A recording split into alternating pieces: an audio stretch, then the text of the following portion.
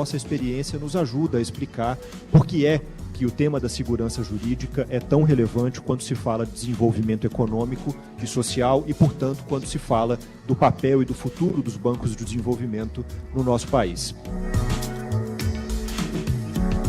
Quando nós encaramos a nossa realidade, o desafio se apresenta para todos nós. De que forma, de que modo tornar segurança jurídica um capital do Estado brasileiro?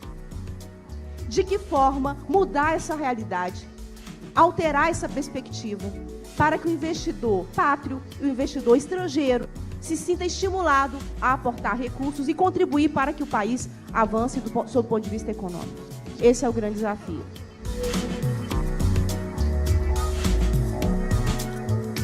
A produção legislativa no Brasil é muito mal feita. Uma das razões é porque as leis, o conflito político que existe no Congresso, ele não é resolvido na hora que você produz a lei.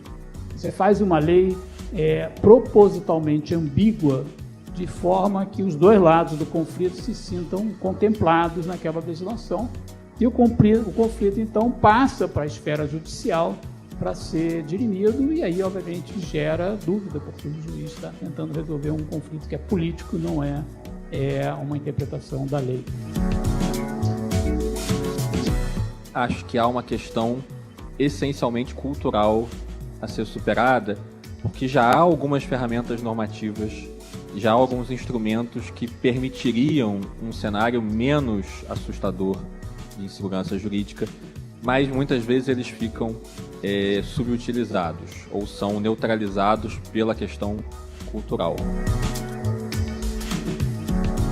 Existem normas que hoje, muito louvável a iniciativa que a ministra Gleice aqui comentou sobre fazer uma espécie de higienização do estoque regulatório do país, e existem muitas regras hoje que não fazem o menor sentido do ponto de vista de investimento.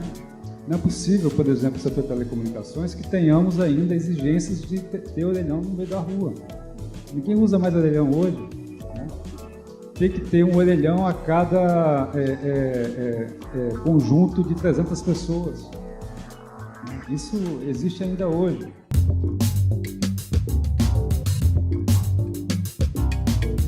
A infraestrutura, que é um capital físico, permite a realização do capital humano, através de estudos, através de acesso não só à educação, mas também à saúde, acesso à inovação, à difusão de ideias. Embora nós estejamos num mundo cada vez mais tecnológico, onde as ideias são difundidas através da internet e de meios eletrônicos, a interação entre pessoas continuará sendo fundamental para o desenvolvimento do capital humano, da inovação, da produtividade e assim sucessivamente.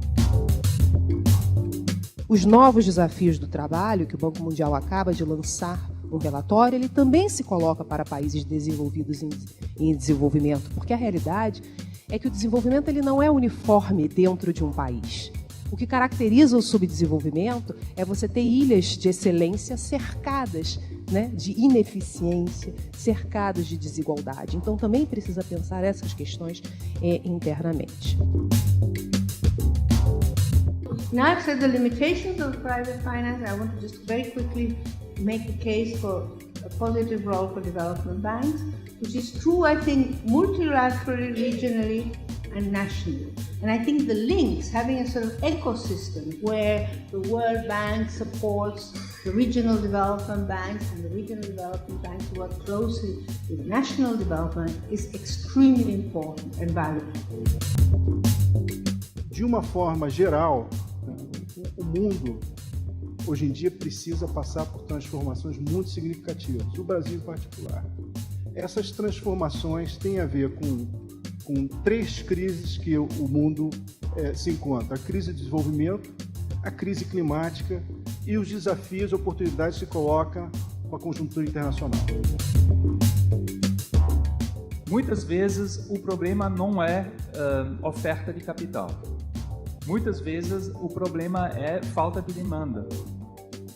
Então, a falta de demanda pode ser por falta de conhecimento, pode ser por falta de interação entre a academia, que faz as pesquisas, e a aplicação no mercado de inovação. Então, o sistema de inovação é um sistema interligado, é um sistema que tem demanda e oferta.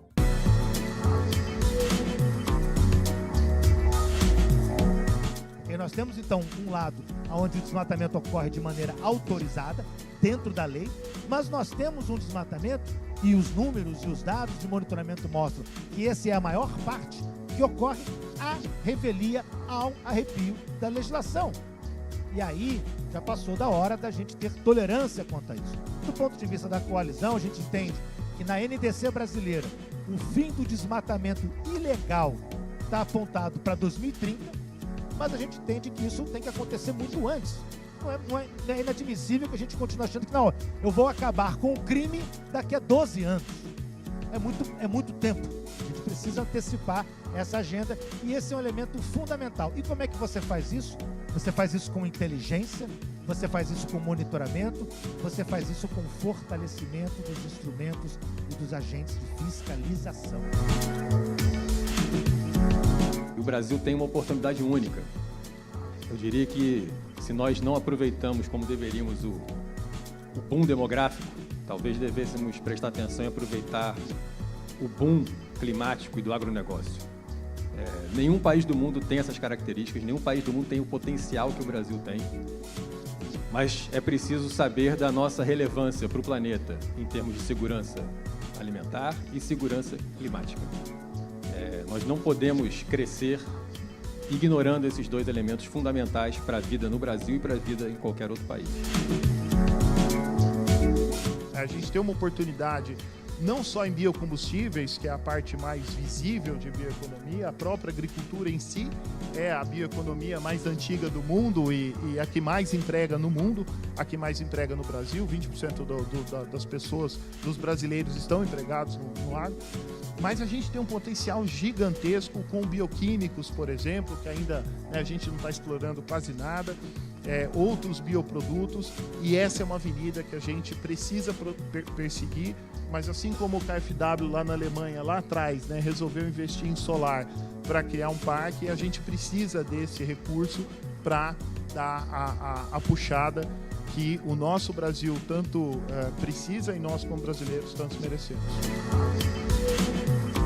Se nós conseguimos mobilizar os recursos para poder investir num programa, na plataforma pré-competitiva de pesquisa, desenvolvimento e inovação, como foi feito no Piso Eucalipto no passado, a gente consegue, de fato, colocar essa nova economia florestal com espécies nativas operando e funcionando. Então, você veja que isso, primeiro, a gente tem que mudar a nossa até cultura de entender que restaurar, recuperar áreas não é um custo mais, é um investimento. É óbvio que é um investimento que eles têm um retorno de mais longo prazo, mas você consegue também, até através de sistemas agroflorestais, como o Edu comentou, de você ter um retorno até no curto prazo também. O Brasil pode liderar pelo exemplo, conciliando desenvolvimento e sustentabilidade. Essa questão de preservar e produzir, na coalizão a gente convive com isso e vê que a sinergia que pode ser tirada daí é muito grande. Tem solução. Essa não é uma equação sem saída. Ao contrário, é virtuosa na cooperação.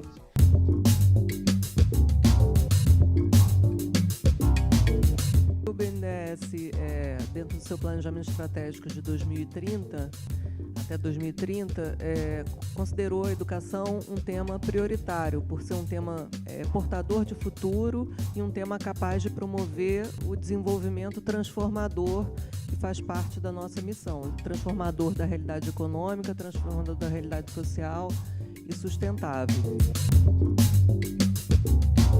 Melhorias incrementais não vão dar conta de colocar a educação brasileira no patamar necessário de inserção no século XXI.